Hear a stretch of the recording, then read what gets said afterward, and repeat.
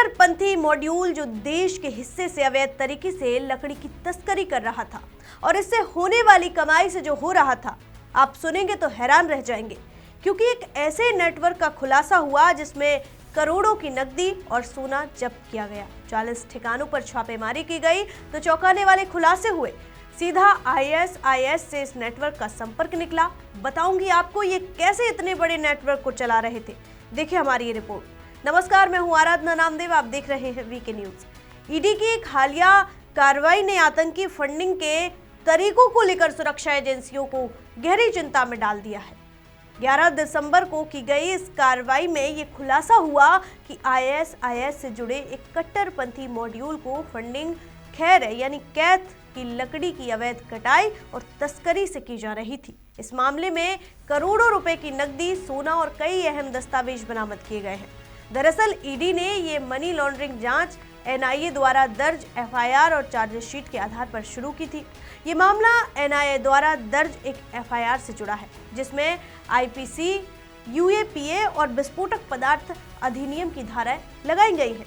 जांच में सामने आया है कि आरोपी आईएसआईएस से जुड़े एक कट्टरपंथी मॉड्यूल का हिस्सा थे और भर्ती, ट्रेनिंग, हथियार और विस्फोटक जुटाने के साथ साथ आतंकवादी गतिविधियों के लिए फंडिंग में शामिल थे। जांच के दौरान मुंबई एटीएस से मिले खुफिया इनपुट में ये पता चला कि यह मॉड्यूल अवैध कमाई के कामों में शामिल था। खास तौर पर खैर की लकड़ी की अवैध कटाई, तस्करी और बिक्री से होने वाली कमाई को आतंकी गतिविधियों में इस्तेमाल किया जा रहा था। यह कार्रवाई मुंबई जोनल टीम द्वारा की गई, जो आईएसआईएस से जुड़े अत्यधिक कट्टरपंथी नेटवर्क की मनी लॉन्ड्रिंग गतिविधियों की जांच कर रही थी। इस नेटवर्क के मुख्य आरोपियों में साकिब नाचर और उससे जुड़े अन्य लोग शामिल बताए जा रहे हैं। ईडी ने यह जांच मनी लॉन्ड्रिंग रोकथाम कानून के तहत शुरू की थी, जिसका आधार राष्ट्रीय जांच एजेंसी द्वारा पहले दर्ज की गई एफआईआर और चार्जशीट है। जांच के दौरान ये सामने आया कि यह मॉड्यूल केवल कट्टरपंथी गतिविधियों तक सीमित नहीं था, बल्कि इसके तार एक बड़े अवैध कारोबारी नेटवर्क से जुड़े हुए थे। ईडी ने एक साथ कई राज्यों में छापेमारी की। मुंबई के पाड़घा और बोरीवाली इलाकों के अलावा दिल्ली, कोलकाता, हजारीबाग, प्रयागराज, दमन और रत्नागिरी समेत कुल करीब 40 ठिकानों पर तलाशी अभियान चलाया गया। इन छापों के दौरान ईडी को करीब 9 करोड़ 70 लाख रुपए की चल संपत्ति बरामद हुई। इसमें लगभग 3 करोड़ 70 लाख रुपए नगद और करीब 6 करोड़ रुपए मूल्य की सोने की ज्वेलरी और बुलियन शामिल है। इसके साथ ही जांच एजेंसी ने आरोपियों और उनसे जुड़े लोगों के 25 बैंक खातों को फ्रीज भी कर दिया है, जिनमें संदिग्ध लेन देन पाए गए थे। तलाशी के दौरान बड़ी मात्रा में डिजिटल डिवाइस, कट्टरपंथी विचारधारा से जुड़ा साहित्य और अचल संपत्तियों से संबंधित दस्तावेज भी जब्त किए गए हैं। ईडी का कहना है कि इन दस्तावेजों से मनी लॉन्ड्रिंग और हवाला नेटवर्क के संकेत भी मिले हैं, जिनका इस्तेमाल अवैध कमाई को छुपाने और आगे भेजने के लिए किया जा रहा था। जांच में यह भी सामने आया कि यह मॉड्यूल खैर लकड़ी की अवैध कटाई, तस्करी और बिक्री में सक्रिय रूप से शामिल था। खैर लकड़ी का इस्तेमाल कत्था उत्पादन में किया जाता है और इसकी मांग के चलते इसका अवैध कारोबार लंबे समय से एक संगठित नेटवर्क के जरिए चलाया जा रहा था।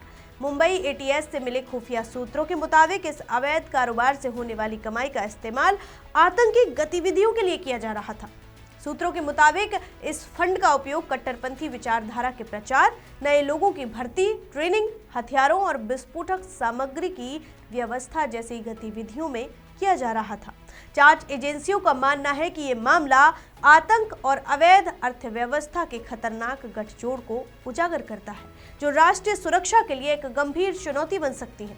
ईडी की कार्रवाई से यह भी संकेत मिला है कि हवाला नेटवर्क और संदिग्ध बैंक लेन देन के जरिए पैसे को एक जगह से दूसरी जगह पहुंचाया जा रहा था। कत्था उत्पादन से जुड़ी कुछ इकाइयों की भी जांच की जा रही है, ताकि यह पता लगाया जा सके कि अवैध लकड़ी कारोबार की पूरी श्रृंखला में कौन कौन शामिल था। प्रवर्तन निदेशालय का कहना है कि यह जांच अभी शुरुआती चरण में नहीं है, लेकिन पूरी तरह समाप्त भी नहीं हुई है। आने वाले दिनों में इस नेटवर्क से जुड़े और लोगों की पहचान भी हो सकती है और भी संपत्तियों को जब्त किया जा सकता है। एजेंसी यह भी पता लगाने की कोशिश कर रही है कि इस अवैध फंडिंग का दायरा कितना बड़ा था और इसके अंतर्राज्यीय या अंतर्राष्ट्रीय लिंक कहां तक फैले हुए हैं। सुरक्षा विशेषज्ञों का मानना है कि इस तरह के मामलों से यह स्पष्ट होता है कि आतंकी संगठनों की फंडिंग के तरीके लगातार बदल रहे हैं। अब केवल विदेशी फंडिंग ही नहीं, बल्कि स्थानीय स्तर पर चल रहे अवैध कारोबार भी आतंक के लिए संसाधन जुटाने का जरिया बन रहे हैं। फिलहाल ईडी और अन्य जांच एजेंसियां इस पूरे मामले की गहराई से जांच कर रही हैं। अधिकारियों का कहना है कि कानून के तहत सभी दोषियों के खिलाफ सख्त कार्रवाई की जाएगी और इस नेटवर्क को पूरी तरह ध्वस्त करने के प्रयास जारी रहेंगे। फिलहाल इस रिपोर्ट में इतना ही। इस खबर पर आगे जो भी अपडेट आता है आप तक जरूर पहुंचाएंगे। देखते रहिए वीके न्यूज। मुझे दीजिए इजाजत। शुक्रिया। वीके न्यूज, राष्ट्र के नाम।